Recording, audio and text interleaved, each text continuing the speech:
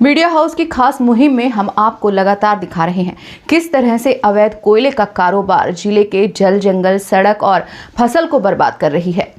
हम सवाल उठाते हुए अपने खास कार्यक्रम के जरिए, जिसका नाम है कोयले की कालिख किस किस के चेहरे पर, के माध्यम से जिले का हाल आपके सामने रख रहे हैं।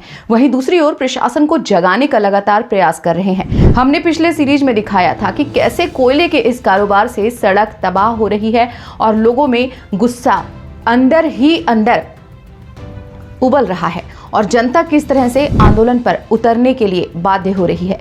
इसी कड़ी में हम आपको आगे दिखाने जा रहे हैं कि पावर प्लांट और कोयले के अवैध कारोबारियों की मिलीभगत और लापरवाही की वजह से कैसे फसलों को नुकसान हो रहा है और जिले के किसान कितने परेशान और मायूस हैं। साथ ही दिखाएंगे कि कोल डिपो संचालक के कारनामे से कैसे करोड़ों की लागत वाली रेलवे अंडरब्रिज लोगों के लिए कौड़ी का ना रहा और कैसे रेलवे फाटक पर लोग रोजाना घंटों जाम में फंसकर परेशान होते हैं।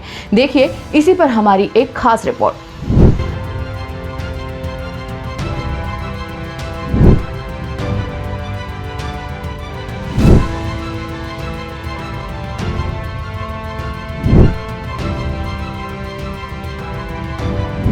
कोयले की कालिख किस किस चेहरे पर, इस नाम से मीडिया हाउस लगातार अपने मुहिम में जनता को, प्रशासन को और राज्य सरकार को ये बताने की कोशिश कर रही है कि कोयले के इस कारोबार से जिले में जमीन, जल, जंगल और फसल कैसे तबाह हो रही है। पिछले एपिसोड में हमने बताया था कि सड़क की बदहाल स्थिति को लेकर जनप्रतिनिधियों के साथ ही ग्रामीण उग्र होते जा रहे हैं। आज हम आपको दिखाने जा रहे हैं कि कोयले के इस कालिख से, इस डस्ट से, इस प्रदूषण से किसानों को क्या नुकसान हो रहा है। किसानों की फसल, पैदावार तबाह हो रही है, बर्बाद हो रही है। मैं दिखाना चाहूँगा आपको कि फसलों की क्या स्थिति है। अगर आप देख पा रहे हैं तो ये वही धान की फसल है जिसकी गलती के लिए किसानों को लगातार फ़ायदा पहुंचाने के लिए राज्य शासन लगातार लगी हुई थी। किसानों के हित की बात करने वाली कांग्रेस की सरकार अपनी जड़ें जमा पाने के 2023 में भी हमारे साथ कुछ किसान हैं जो फसल काट रहे हैं। उनसे जानने की कोशिश करते हैं, उनसे बात करते हैं। भाई साहब, क्या नाम है? अधीन गढ़ेवाल।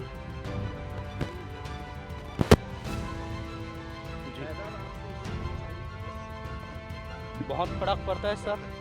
इसमें क्या है, ज़मीन 1 फीट तक काला हो गया है, पूरा मलबा में गहराई तक काला हो गया है। दूसरा, फसल लेते हैं हम लोग, इसको मंडी में खरीदते हैं शासन, इसमें अपना पूरा चावल काला हो जाता है। इस नाम से गवर्नमेंट अपना निश्चित कार कर देता है। शिकायत किया कि हम लोग कलेक्ट्रेट में लगाए थे एप्लीकेशन, हमारे हम लोग का कोई सुनवाई नहीं हुआ। पूरा किसान 20-25 आदमी हैं हम लोग जो साइडिंग, कोयला साइडिंग से परेशान पूरा। कोयले के इस उड़ने वाले डस्ट से मिट्टी 3 फीट तक, जैसा कि किसान ने बताया, मिट्टी 3 फीट की गहराई तक बर्बाद हो चुकी है। इसका नतीजा ये है कि फसल तबाह होते जा रहे हैं, फसल की क्वालिटी खराब हो रही है, चावल खराब आ रहे हैं। किसान मायूस हैं, हताश हैं। राज्य शासन के द्वारा, भूपेश बघेल की सरकार के द्वारा किसानों के लिए इस तरीके के लुभावने वादे, अधिकतम समर्थन मूल्य पर धान खरीदी की बात कहने के बाद भी किसानों का मोह कांग्रेस सरकार से क्यों भंग हुआ? इसके बाद भी किसान समर्थन मूल्य, अपने एक एक दाने की कीमत अच्छी मिलने के बाद भी जनता ने, किसानों ने कांग्रेस की सत्ता को सुबह से उखाड़ फेंका है। क्या कोयले का इस तरह का कारोबार या अवैध कारोबार अंकुश न लगाना कांग्रेस की सत्ता के लिए, भूपेश बघेल की सरकार के लिए महंगा पड़ा? क्या किसानों की नाराजगी ये अवैध कारोबार पर अंकुश न लगाने का एक बड़ी वजह बनी? ऐसे कई सवाल हैं, ऐसे कई मुद्दे हैं जिसके चलते किसानों में खासा नाराजगी देखा गया। और कहीं ना कहीं ये वही कारण है जिसकी वजह से सूबे से कांग्रेस की सत्ता भूपेश सर के हाथों से चली गई। ये जो जगह मैं आपको दिखाने जा रहा हूँ, जहाँ पे अभी मैं खड़ा हूँ, ये नैला रेलवे स्टेशन के आगे की सड़क है, जहाँ पर नैला फाटक में लगने वाले घंटों जाम से निजात दिलाने के लिए रेल प्रशासन ने लाखों की लागत से रेलवे अंडरब्रिज का निर्माण किया। लेकिन कोयले के अवैध कारोबारियों की वजह से, रास्ते में जगह जगह कोल डिपो की वजह से ये रास्ता, मेरे पीछे का जो ये रास्ता है, ये जाम होता है। मैं आपको दिखाऊं, ये कोयले का जो ढेर है, इसके उस तरफ रेलवे लाइन है। ये वो सड़क है जिसको लोगों के लिए, लोगों की आवाजाही के लिए, उनके व्यवस्था को सुचारू दुरुस्त करने के लिए ये सड़क बनाई गई थी। इसके आगे 200 मीटर आगे रेलवे ने एक अंडरब्रिज बना रखा है, लेकिन वो रेलवे का अंडरब्रिज कौड़ी का नहीं रहा। लोगों के लिए वो व्यर्थ साबित हो रहा है। करोड़ों का ये बजट किसी काम का नहीं रहा है। बहरहाल लोगों को उस जगह पे, रेलवे फाटक पे घंटों जाम का सामना करना पड़ता है।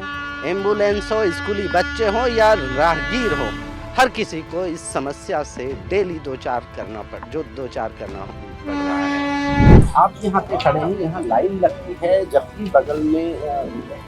आप कहाँ से?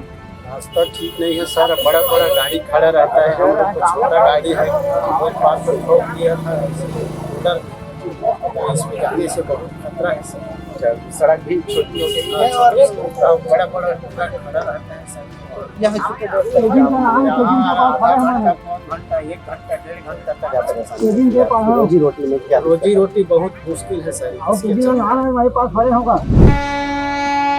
अब सवाल ये है कि कांग्रेस की सत्ता जब तक सूबे में थी, कांग्रेस की ऐसी कई गलतियों की वजह से सूबे की जनता ने कांग्रेस को जड़ से उखाड़ फेंका। अब देखना यह है कि भारतीय जनता पार्टी की सरकार छत्तीसगढ़ में बन गई है। अब देखना यह होगा कि भारतीय जनता पार्टी की सरकार कांग्रेस की उन गलतियों को दोहराती है या जनहित में कोई कड़ा कदम उठाएगी। ऐसे कई सवाल हैं, ऐसे कई पहलू हैं जिनको लेकर मीडिया हाउस आप तक लगातार आते रहेगा।